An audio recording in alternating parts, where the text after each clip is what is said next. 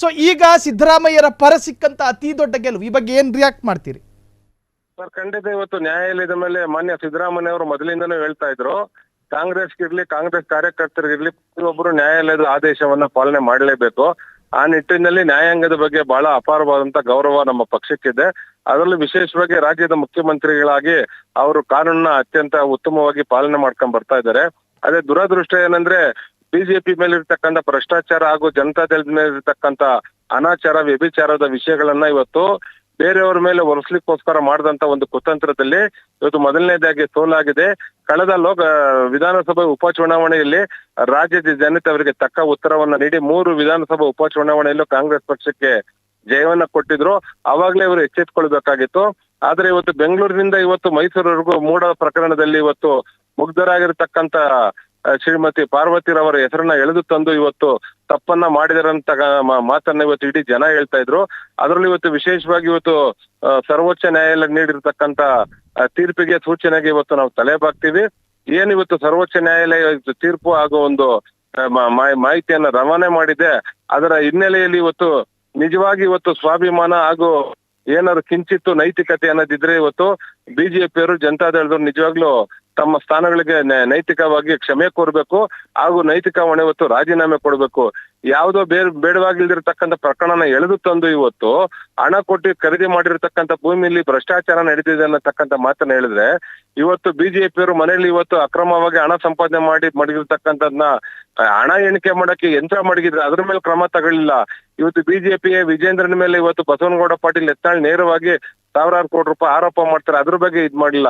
ಇಷ್ಟೆಲ್ಲಾ ಪ್ರಕರಣಗಳು ಇದ್ರೂ ಸಹ ಅವ್ರನ್ನ ಮೇಲಿರ್ತಕ್ಕಂಥ ಭ್ರಷ್ಟಾಚಾರವನ್ನ ಮರೆಮಾಚಲಿಕ್ಕೆ ಇವತ್ತು ಪ್ರಾಮಾಣಿಕ ಮುಖ್ಯಮಂತ್ರಿ ಸಿದ್ದರಾಮಯ್ಯ ಅವರ ಹೆಸರನ್ನ ಎಳೆದು ತಂದಿದ್ರು. ಇವತ್ತು ಸೂಕ್ತ ತೀರ್ಪು ಬಂದಿದೆ, ಇದನ್ನ ನಾವು ಸ್ವಾಗತ ಮಾಡ್ತೀವಿ. ಮುಂದಾದ್ರೂ ಇಂತಹ ಅಪಪ್ರಚಾರ ಮಾಡೋದನ್ನ ಇವತ್ತು ಭ್ರಷ್ಟ ಬಿಜೆಪಿ ನಾಯಕರು ಹಾಗೂ ಜನತಾದಳದ ನಾಯಕರು ಕೈ ಬಿಡಬೇಕಂತ ನಾವು ಆಗ್ರಹ ಪಡಿಸ್ತೀವಿ. ಸರ್, ಇನ್ನು ತನ್ನನ್ನು ತಾನು ಸ್ವತಂತ್ರ ತನಿಖಾ ಸಂಸ್ಥೆ ಅಂತ ಹೇಳ್ಕೊಳ್ತಾ ಇದ್ದಂತಹ ಇಡಿಗೂ ಕೂಡ ಸುಪ್ರೀಂ ಕೋರ್ಟ್ ಪಾಠ ಕಲಿಸಿದೆ, ಅರ್ಥಾತ್ ಒಂದಷ್ಟು ಸಲಹೆಗಳನ್ನ ಹೇಳಿದೆ. ಸರ್, ಖಂಡಿತ ಇಡಿ ಬಂದು ಇವತ್ತು ಕರ್ನಾಟಕ ರಾಜ್ಯದಲ್ಲಿ ಇವತ್ತು 50 ಲಕ್ಷ ರೂಪಾಯಿ ಮೇಲ್ಗಡೆ, ಇಡೀ ದೇಶದಲ್ಲಿ 50 ಲಕ್ಷ ರೂಪಾಯಿ ಮೇಲೆ ಹಣ ವಹಿವಾಟು ಆದ್ರೆ ಅದು PML ಹಾಕ್ಮೇಲೆ ಕ್ರಮ ತಗೊಬೇಕು. 106 ಕೋಟಿ ಭ್ರಷ್ಟಾಚಾರ ನಡೆದಿರತಕ್ಕಂಥ ಪ್ರಕರಣಗಳು ನಮ್ ಕಣ್ಣು ಮುಂದೆನೆ ಇದೆ. ಅಂತ ಭ್ರಷ್ಟಾಚಾರದ ಪ್ರಕರಣನ ಇವತ್ತು ಇಡಿ ತನಿಖೆ ನಡೆಸಿದ್ರೆ ರಾಜ್ಯದಲ್ಲಿ ಇರತಕ್ಕಂಥ ಅನೇಕ ಬಿಜೆಪಿ ಮಂದಿ ಇವತ್ತು ಜೈಲಲ್ಲಿ ಇರ್ಬೇಕಾಗಿತ್ತು.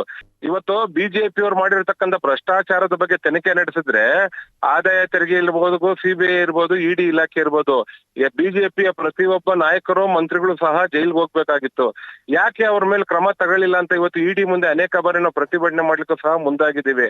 ಆದ್ರೆ ಇವತ್ತು ದೇಶದ ಸರ್ವೋಚ್ಚ ನ್ಯಾಯಾಲಯನೇ ಇವತ್ತು ಇಡಿಗೆ ಪ್ರಶ್ನೆ ಮಾಡಿರೋದ್ರಿಂದ ನಿಜವಾಗ್ಲೂ ಇಡಿ ಅಧಿಕಾರಿಗಳಿಗೆ ನೈತಿಕತೆ ಅನ್ನೋದಿಲ್ಲ. ಯಾರು ಇವತ್ತು ಪ್ರಸ್ತುತ ಕಾರ್ಯನಿರ್ವಹಿಸ್ತಾ ಇದ್ದಾರೆ ಅವರೆಲ್ಲ ರಾಜೀನಾಮೆ ಕೊಟ್ಟು ಹೋಗ್ಬೇಕು.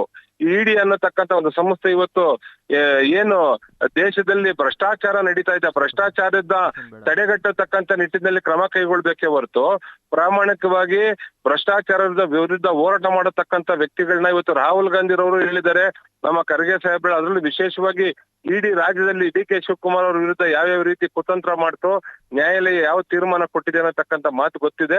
ಅದನ್ನೆಲ್ಲ ಕಣ್ಣಾರೆ ಕಂಡ್ರು ಸಹ ಬಿಜೆಪಿಯವರು ಈ ರೀತಿ ದುರುಪಯೋಗ ಪಡಿಸ್ಕೊಂತ ಇದ್ದಾರೆ. ಇವತ್ತು ಸರ್ವೋಚ್ಚ ನ್ಯಾಯಾಲಯ ಕೊಟ್ಟಿರ್ತಕ್ಕಂಥ ತೀರ್ಪಿನಿಂದ ಇವತ್ತು ಇಡಿಗೆ ನೈತಿಕತೆ ಅನ್ನೋದೇ ಇಲ್ಲ. ಆ ಸಂಸ್ಥೆನ ಇವತ್ತು ಆದಷ್ಟು ಬೇಗ ಮುಚ್ಚಿ ಹೊಸ ತನಿಖಾ ಸಂಸ್ಥೆನ ಪ್ರಾರಂಭ ಮಾಡಿದ್ರೆ ದೇಶದ ಜನರಿಗೆ ನ್ಯಾಯ ಸಿಗುತ್ತೆ ಅನ್ನತಕ್ಕಂಥದ್ದು ನಮ್ಮ ಅಭಿಮತ.